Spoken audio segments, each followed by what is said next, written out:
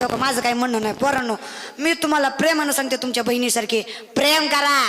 मी सांगते, तुम्ही नाही तर काय दातपडक्या डंगऱ्यांनी प्रेम करायचं का? तुम्हीच करायचं राव. बिंदास्त करायला का प्रेम? बिंदास्त करायचं. पण प्रेम बघा, प्रेम कशाला सांगे, एका वाक्यात सांगते बघा. मीराबाईला माहित होतं की तिला श्रीकृष्ण भेटणार नाही. तिला माहित होतं की तिला श्रीकृष्ण भेटणार नाही, तरी सुद्धा सगळ्या संसारावर पाणी वतून तिनं त्या देवाचं चिंतन केलं. न भेटता सुद्धा त्याच्या प्रेमात राहणं त्याला प्रेम म्हणायचं. दादा, निर्वासनिक, निकलंकित, निरपेक्षित त्याला प्रेम म्हणायचं. या व्हॅलेंटाईन डेला एक आणि दुसऱ्या व्हॅलेंटाईन डेला दुसरीच, त्याला प्रेम म्हणत नाही.